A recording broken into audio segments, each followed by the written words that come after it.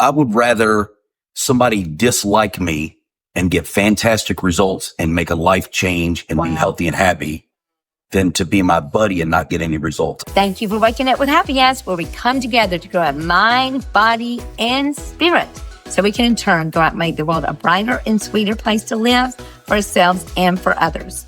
Well, I am so excited. Y'all used to hear me say I'm excited, but I'm really excited today because JT, this is the first time I've actually met you. Mm-hmm. And I feel like I know you though, because I've been creeping on your page for a long time. Yeah, we've been communicating back and forth on social media for a long time. And I'm always saying, amen, yes. Cause let's face it, you're a little more blunt than me.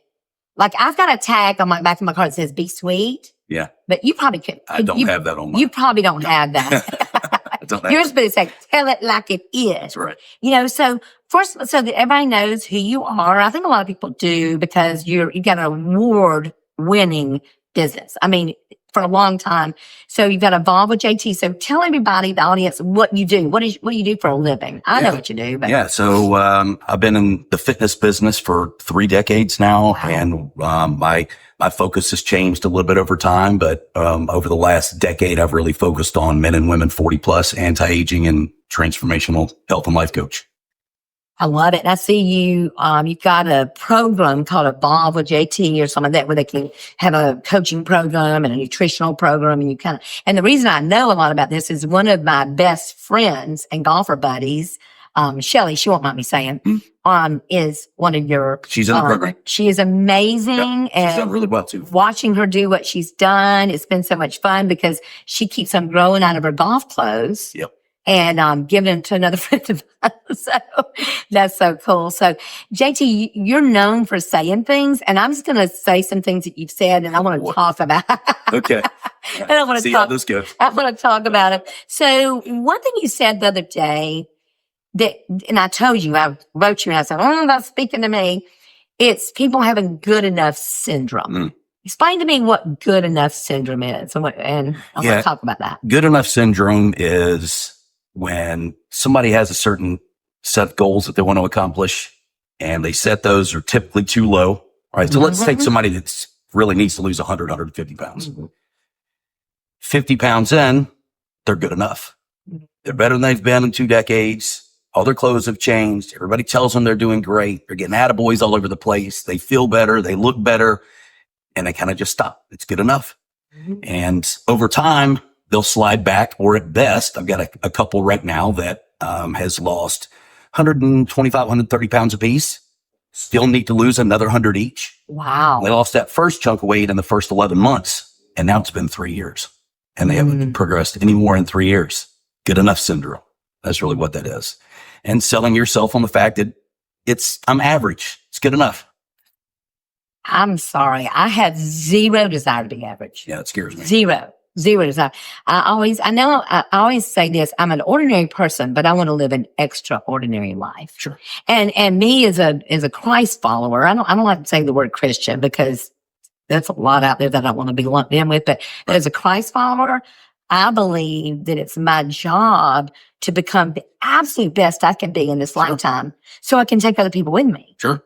Because that's what, I just think that's what God intended. I don't know. So you said that good enough thing. And I said, cause I will be honest with you. I did something recently and I confessed to Jen. I always confess to my fitness coach so I was in the gym and I never missed a gym workout. Never.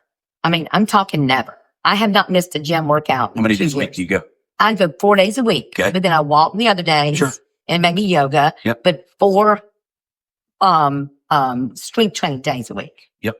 Non-negotiable. Good. Non-negotiable. But I found myself, I'm in the gym and I've been kind of in a standstill too. I've got the same 5 pesky pounds that needs to come off, and I've been good enough. Look cute in my clothes, doing pretty good, And, so I'm in the gym and I noticed this couple in there that's been in there the whole time I've been, they haven't changed one bit.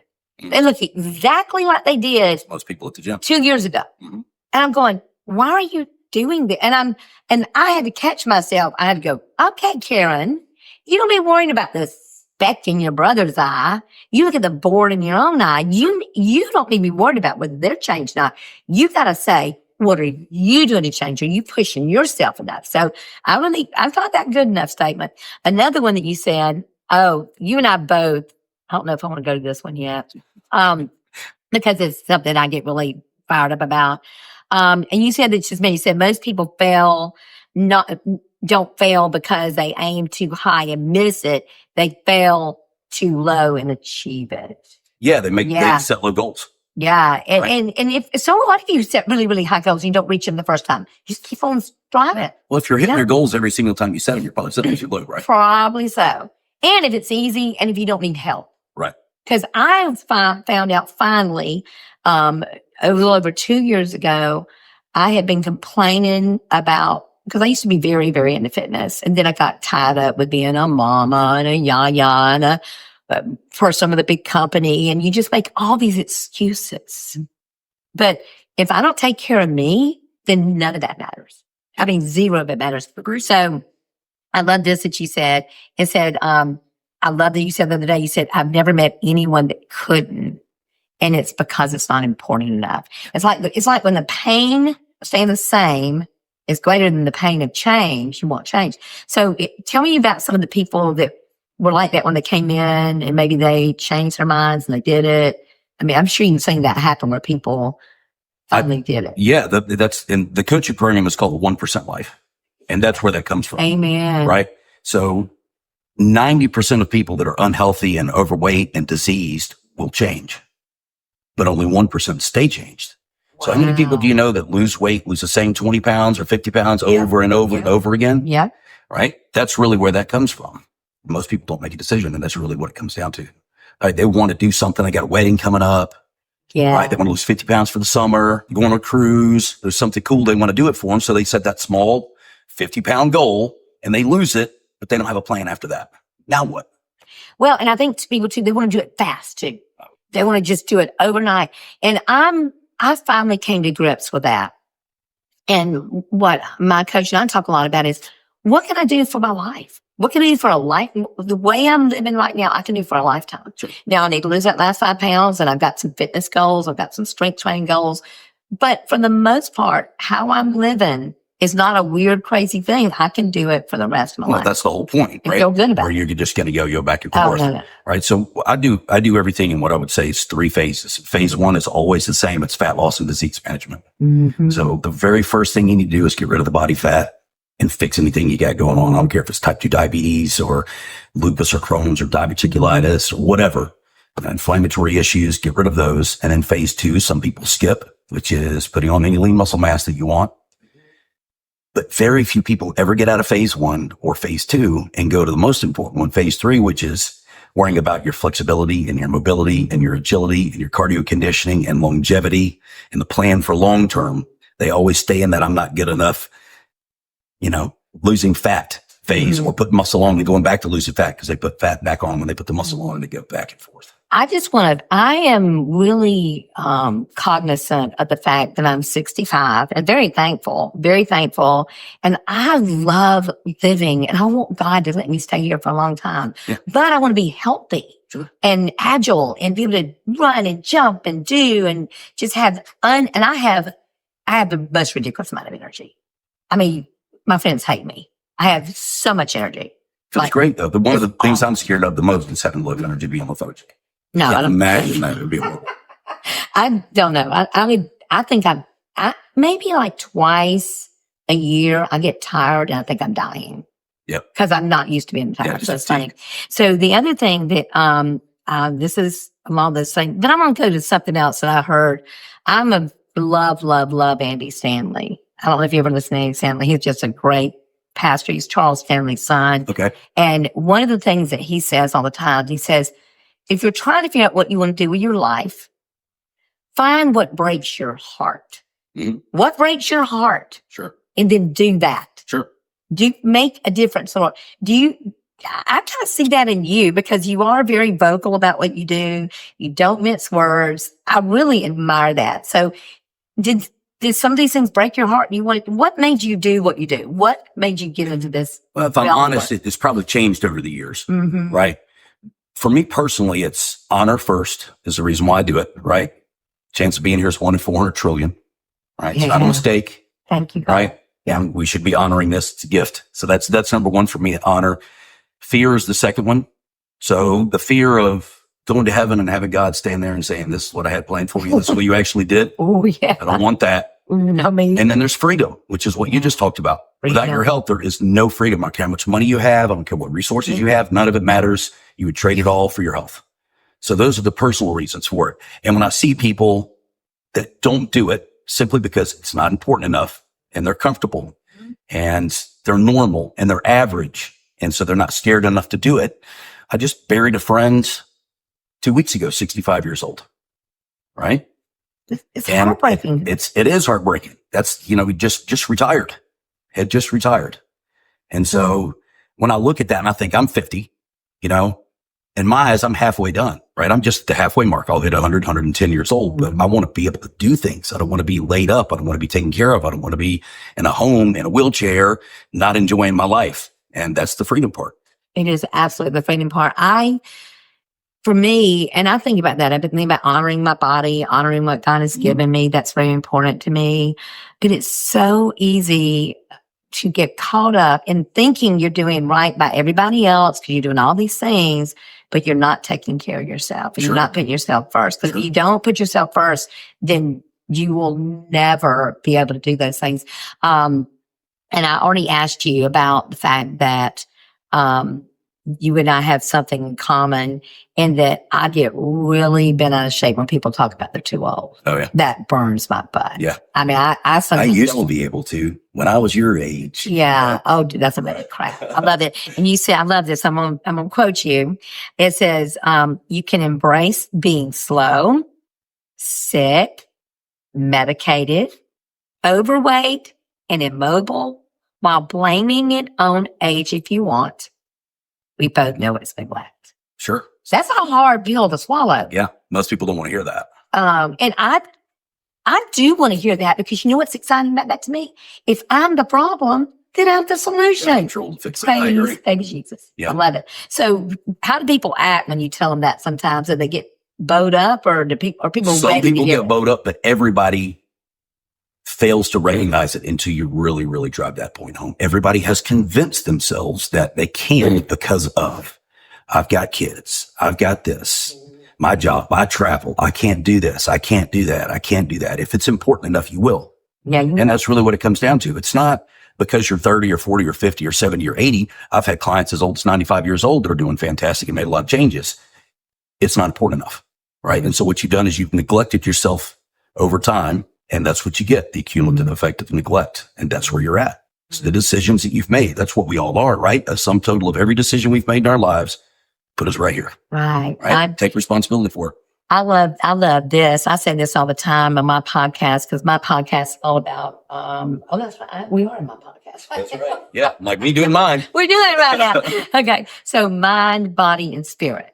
Because I think it is that triangle. It's all those things. It's mind, body, and spirit. I can have a great mind, but if I don't take care of my body, they're all connected. I think we've seen the years people have thought about, well, I got my head doctor, I got my stomach doctor, I got this. But they're all connected. It's all one and the same. They all are connected. Yeah. And I'm, nothing against doctors. Please, nothing against doctors. But I believe that right now, for whatever reason, and I'm hoping we're changing that, too many of us have depended on going to a doctor, getting a pill, trusting their judgment, and not taking matters into our own hands and researching things. Sure. See, I research everything. I'm 65 and on no medications. Right. Zero. Right. And I'm so proud of that. I kind of brag about it. And never will be if you do things right. I am so grateful for that. But do you, when you've been doing this and everything, and you say that to people, what are some of the people, can you tell me some stories about people that came in and you thought, oh my God, this is, they were just, it looked like it was almost impossible. Yep. But they did it. Yeah. I mean, it's pretty routine to see somebody, especially in demographic that I focus on now, which is 40 plus. Yeah. So a lot of people I see are 50, 55, 60, and they come in and they've got 3, 4, 5, 6, 10 medications. Wow. I got a guy that just came into the coaching program 3 months ago that was on 4 different medications, 2 for type 2 diabetes, a blood pressure and cholesterol med. And he was off all in 30 days and feels better than ever. His doctor was combating him on the whole thing. Can't stop. You got to take it forever. There's no way around it. I wouldn't do it. I wouldn't do it. I wouldn't do it. And when he went back, he got his labs done. They were beautiful. And now what? Now what do they say? That's beautiful. You know, I don't know if you've ever, I know that, I think, don't y'all use intermittent fasting some in your program or no? I would use intermittent fasting as a tool to manage disease in the beginning, but long-term, ongoing, absolutely not. Yeah. Let's do it. Yeah. Okay. So it's an interim thing. It's something you might use. It's a tool. If somebody came in and they were, their hemoglobin A1C was in the 11s and they were doing really, really bad, I would use intermittent fasting or OMAD or fast for 24 and eat for 24 or something that I would design for them that way. And it works incredibly well. But long term, you can't get the nutrients you need in 2 or 3 meals a day. Well, see, for me, I still use intermittent fasting, not every day, but I still do it. Yep. Just because for me and my body, and I do get all my nutrients in. I get all my, mainly protein. I really focus on the protein, which I know that's what you focus on. I know you're not a carb lover, and I want to talk to you about that because that's very interesting. Yep. And that's something I think you've probably evolved over the years. Were you always about, you know what, before I even ask you that, JT, I have got to thank the people that make this possible, because for years, 4.5 years, I did not have sponsors. 4.5 years, I paid for everything myself. Yep. That's crazy. So now I'm thankful. Beachy Real Estate, my partners believe in it, so they support it. I've got these really, you might want to know about these guys. Brian Yormack, he is a tax strategist. He's not an accountant, but he's a tax strategist. They work for accountants as well. But he helped me with my new building. They did this thing called cost segregation, and it saved me hundreds of thousands in taxes. Okay. Yeah, crazy. So it's an accelerated way of taking your depreciation on your property or something like that. I don't understand that stuff. Like we said earlier, you don't need to. You just need to know somebody who does. I just need to know somebody who does. Other sponsor, precious lady, Kitty Stewart. She is the Dream Team powered by Edge, and she's one of the loan. What do you call it? Mortgage broker. So you've got a bank, because a bank has a few products, but a mortgage broker has all kinds of products. So these people are the reason I'm able to continue to do this. And this next season, the Happy Ass is all powered by them. So it's pretty cool. It's very cool. I'm really excited. So, but yeah, so we were talking about, the fact that I know that you're super low carb, almost no carb. And how did it evolve to that? Because obviously you didn't wake up one day and you've always been that way. You probably did fitness the way we've always did. You just watch the calories.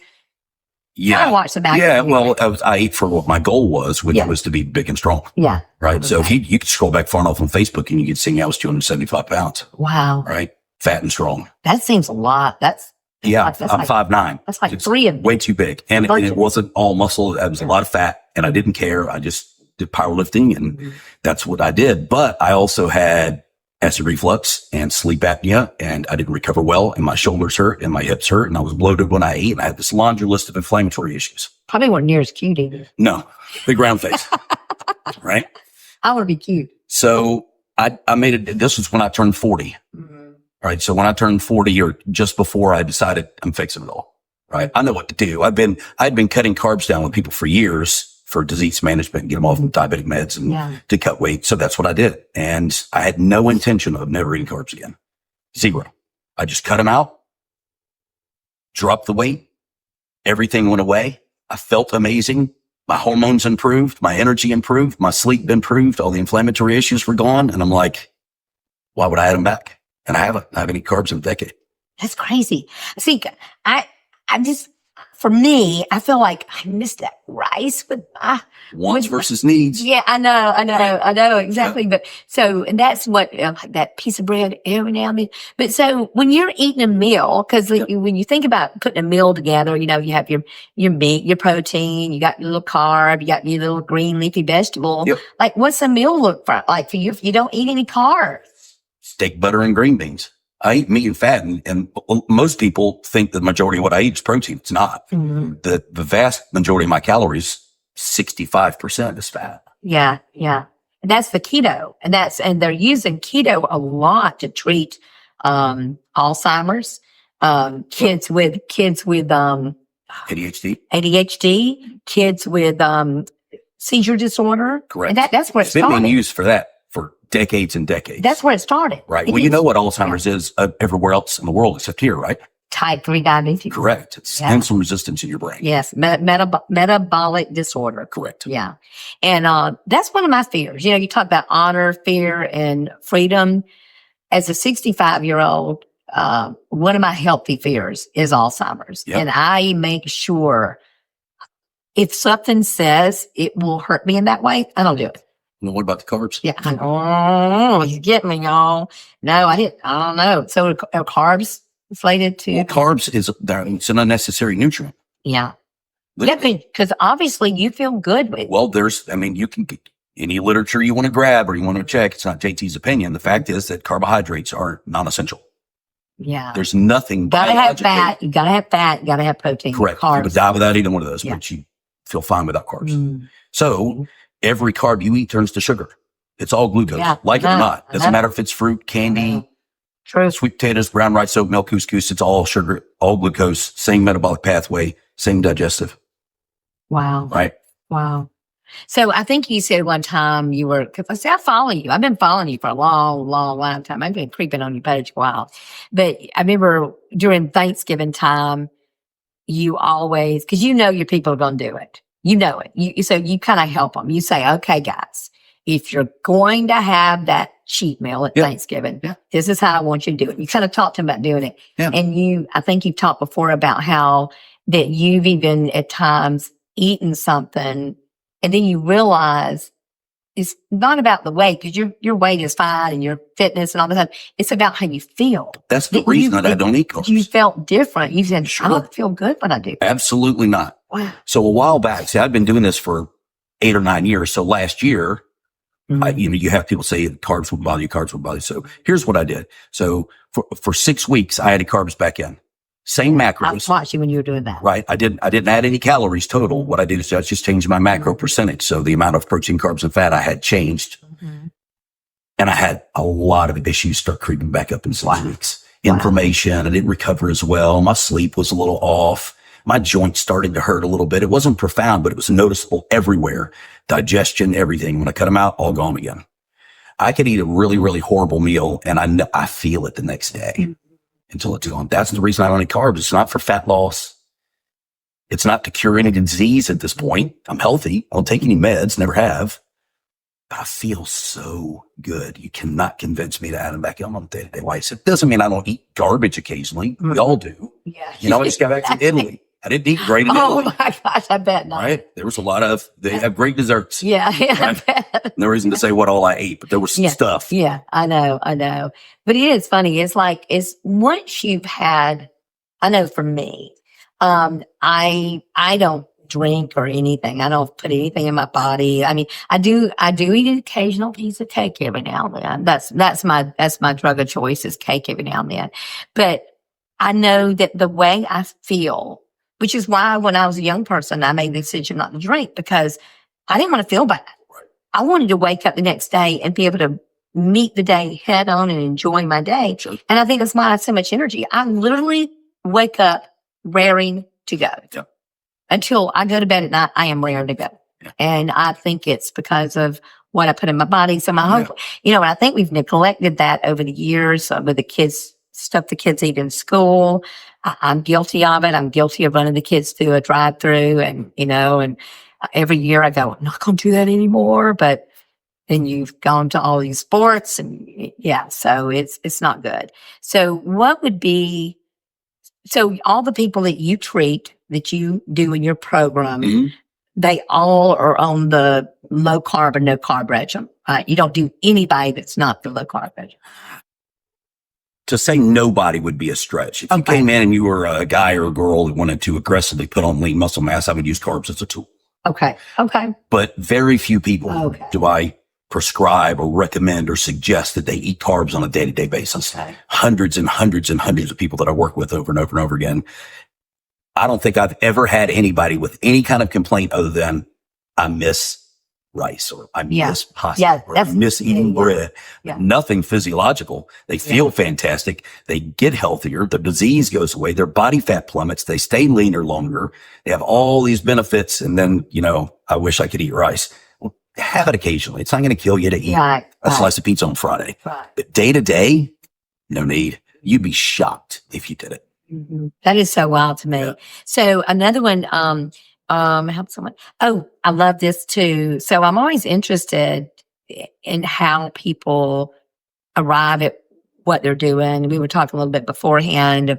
I love doing happy ass. I want to be a person that shows people they can do so much more than they're doing. Sure. They can be so much more than they're being. I just want to shake people sometimes. I just want to scream and go, don't you understand? You were put here to do something extraordinary. Don't stop where you are. And I try to hold it back a little bit. And I think that's why I live vicariously through you. But so what made you when you were a young person? I mean, what made you start doing fitness when you were young? A personal need when I was 20. Okay. Yeah, so I was unhealthy. I was 125 pounds soaking wet and had a gut. I was on depression medication and felt like garbage and couldn't gain weight. My dream as a kid was to be a firefighter.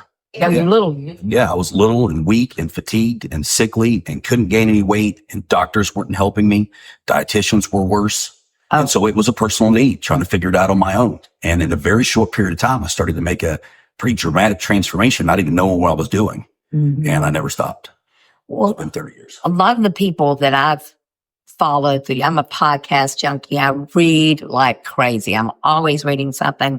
And I think it was Ed Millett that said, you're most qualified to help someone in the area where you've had trouble. So a lot of people have shame. They have shame, like my friends who were drug addicts and alcoholics, and now they're sober. They're helping people. But that's the very thing that they were ashamed of that was horrible for them. They've turned it around and they've helped someone. Yeah.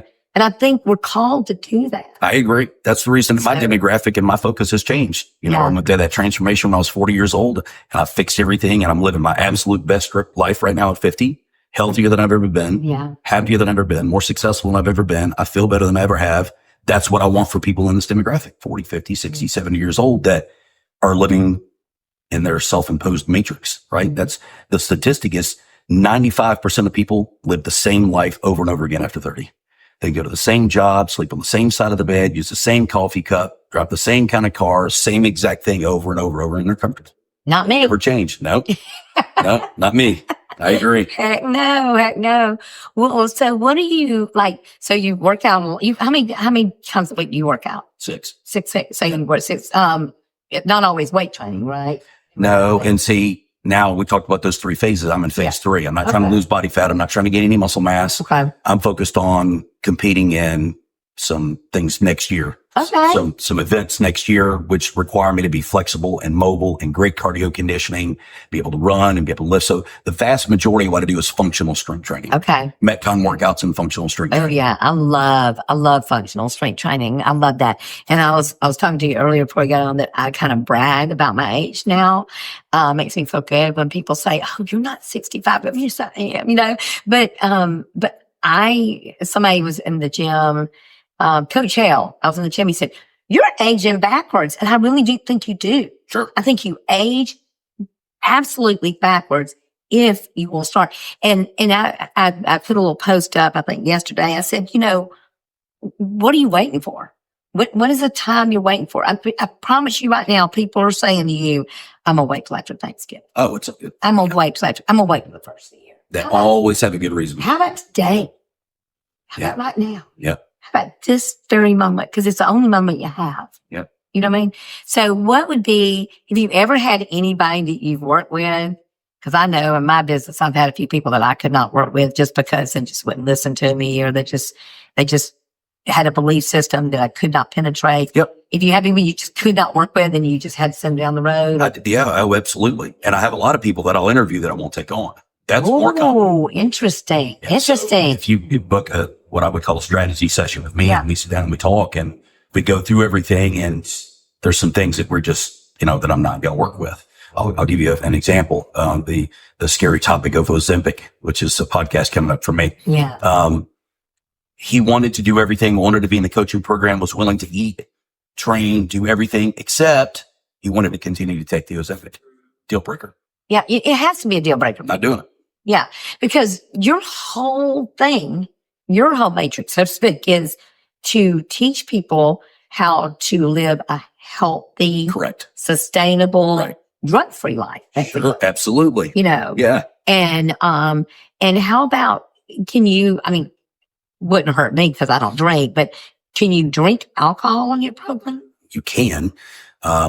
Here's what people have to realize. If all you're worried about is being lean and muscular, you can do all kinds of garbage.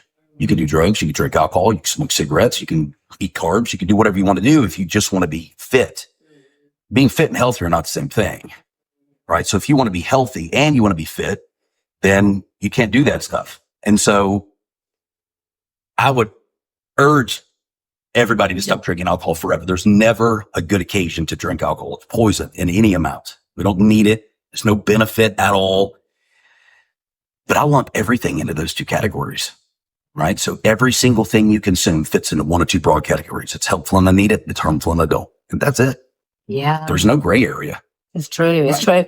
And, I, just made that decision as a young person because of all the tragedy around me. I grew up in alcoholism and I saw what it did to families and I saw what it did to some of my children. I mean, it was tragic to me. Sure. So even when I did try to drink when I was younger, it was a sad thing. I thought, this is not good for me. It doesn't feel good. And so I just don't. And I made a decision and I can't remember how many years it's been. And my sweet, precious husband died a 26-year sober alcoholic. So needless to say, my home was very sober. Sure. But that's a hard subject with people because a lot of people, that's the one thing they hold on to. I've got people that won't stay with me because I don't allow alcohol in my home. Good for you. Because it's not my stand. If you drink outside, I'm not judging you for doing it. Right. It's just not for me. Yeah, you don't so have to be around therefore it. in my home, we don't do it. And so I think that wanting to stay with me because I can't drink. Well, good for you for holding your ground, though. Oh yeah. Yeah. No alcohol in my home. And so those Ozempic, that's a hard one. I've got people that I know that are on it.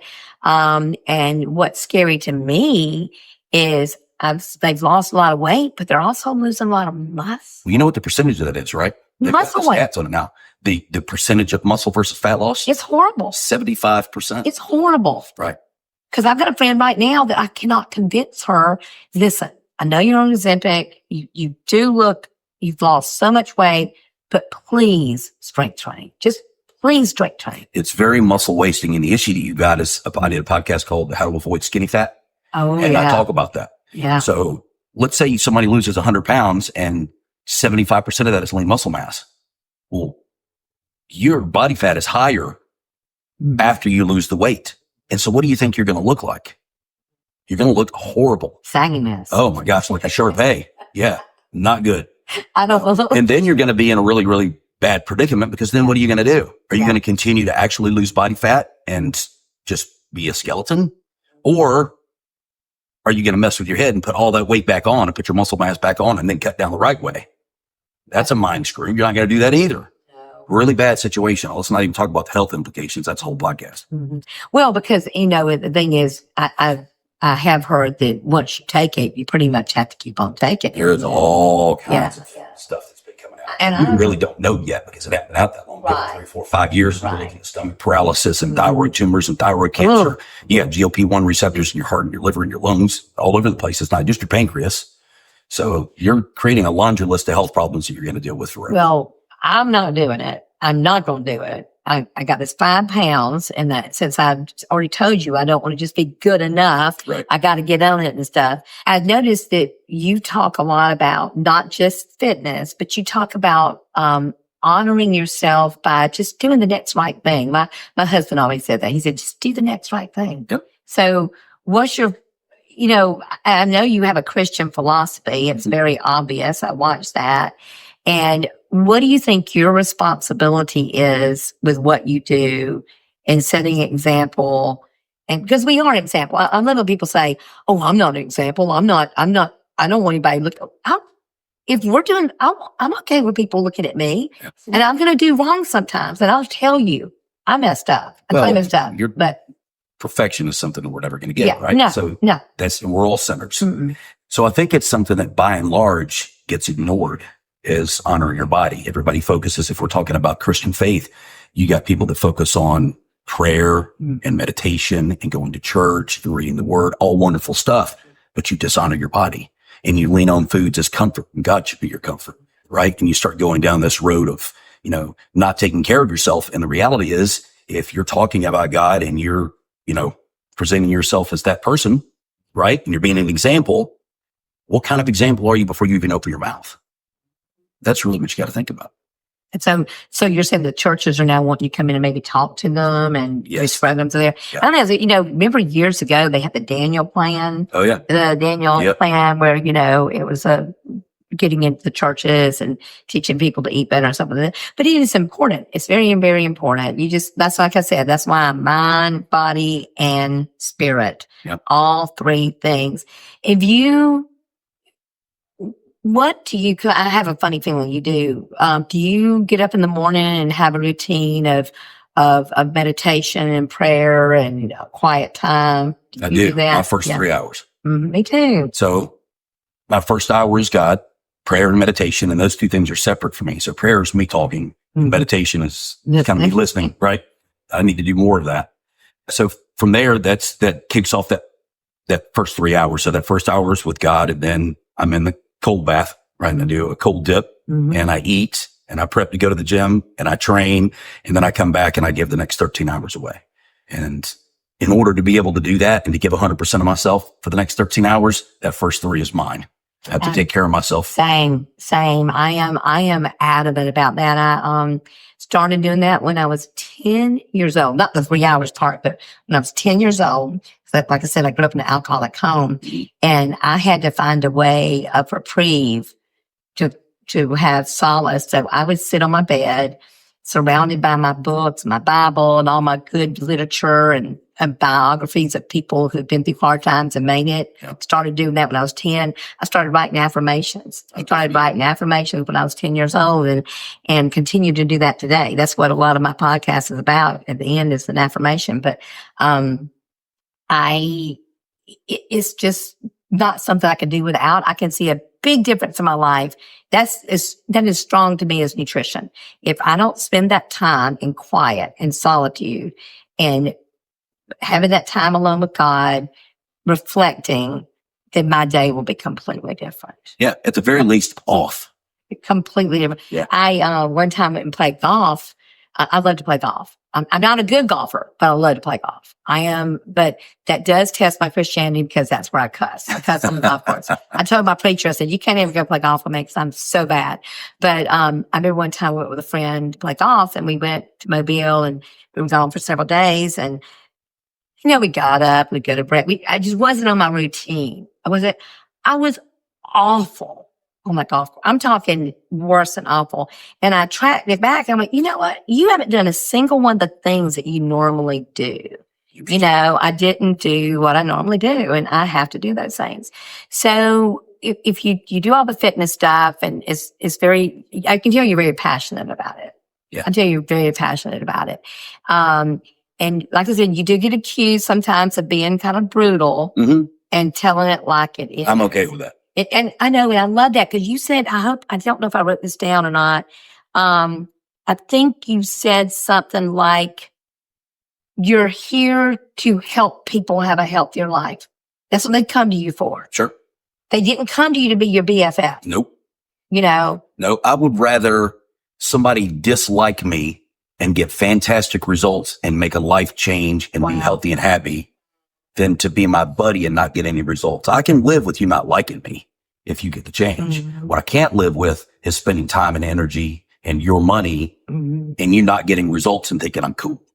Well, it sounds to me like, and I know we've got to wrap this up, but it sounds to me like, JT, and I'm so tickled to meet you. I mean, I am so tickled. I just so love what you do. Love what you do. I love it's so obvious to me that you're so passionate about it.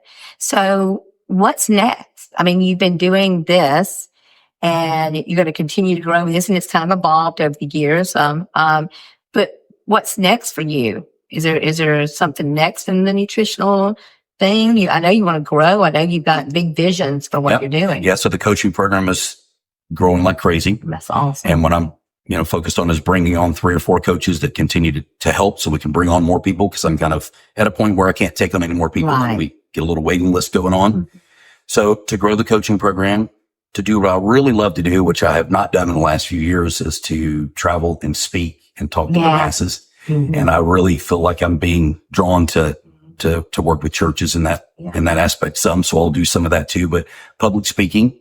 And then, I've got a corporate wellness branch that we haven't talked about much, but, I do corporate wellness, and I would like to expand that as well. Oh, so you go into corporations and kind of talk to them about what they can do. Yeah, like Bay County, for instance. I have a large scale corporate wellness program that I do with the Bay County Board of County Commission. So all 700 employees and spouses, all fire and EMS and rooms and bridges and mosquito control and solid waste and all the county commissioners and government employees. So that's the wellness program encompasses all of them. So you go and maybe try to educate them, and everything from writing in the newsletter to education to one-on-one appointments to speaking to small clinics and workshops to health evaluations and health fairs and the whole gamut. Yep. Oh, that's really cool. So being able to expand and focus on corporate wellness requires me to grow the coaching program to the point where I can step back a little bit and grow that and then speak. And that's the focus of those things. If I don't get too squirreled and start doing 1,000 things. So that's the focus, those 3 big pieces. I heard a podcast today that said, gosh, what's the guy's name? Rory Bandon, I think. He's the one that wrote Take the Stairs. I'm going to go grab that book. It's called Take the Stairs. Talking about being disciplined. I love discipline. Yep. I'm a weirdo. I think you like discipline too. Yes. I freaking love discipline. Yep. I love finding something to be disciplined at and doing it. Yep. It feels so empowering. It's often the deal breaker between somebody getting what they want and not. It feels empowering to me. Sure it does. I love it. It makes me so happy. I like the journey of it. I like the grind of it. I'm not looking out there. I'm enjoying it as I'm doing it. Right. Well, you're always going to go further if you love the process. I love the process. I love it. But where was I going with that? Oh, he said that, that's the thing. People want the thing, but they don't want to do the thing to get the thing. Yeah. And they also try to do too many things. Right. That's what you were saying. You're having to get somebody to help you. Same with me. Yep. I want so badly, for the next several years, I want to spend my time, especially teaching people my age, even older, or maybe in the 50s, because that's when they start talking about how old they are. Oh my God, give me a break. I want to do that so badly. Yep. And so I hope in the future we can do this again. Sure. Because I'm going to keep creeping on your page. Do it. I appreciate it. And I'm going to keep quoting you. Okay. So since this is my happy ass life, I always ask people, life is a great thing. I love my life. But sometimes it gets hard. So how do you find you're happy in the hard? What is the thing that you do when life throws you a big wallop? How do you find that joy and that peace and that comfort for you? I rarely get myself to the point where I'm stressed out or anxious about anything anymore, because my faith is so strong that I believe in my heart that being stressed out and anxious about something is my lack of faith. And so that's how it is. That's how it works. It's very simple for me. It's become very, very simple. And I have eliminated so many things from my life that create drama and stress and anxiety, from family members to business relationships to extracurricular activities. So my life comes down to God, family, my health and nutrition and fitness, and my business. And that's it. Outside of that, I don't dabble in a lot of stuff, and I keep my life very simple, and it's things I love to do. It's things I'm passionate about, things that I would do for free for 13 hours a day. And, I'm happy. Genuinely happy. I have been doing this for free for 4.5 years. Right. So we do that a lot and catch ourselves doing that. Yeah. But, so I hope that you will come back. I want you to come back next season. I got to talk to you again. This cannot be the only time I get to talk to you. This has been Yeah, we could do hours. such a Yeah, we're just getting pleasure, started. such a joy. I have great respect for you. I have tremendous respect for what you're doing, and not just your business, but how you live your life. Because I always tell people all the time, it's not just business. It's business is life and life is business. How I do anything is how I do everything. And so Very true. thank you, JT, and God bless you. And I will pray that your business just flourishes and grows and becomes all that God and you want it to be. Thank you so much. Thanks. Pleasure being here. Appreciate it. Bye. Be sweet, y'all.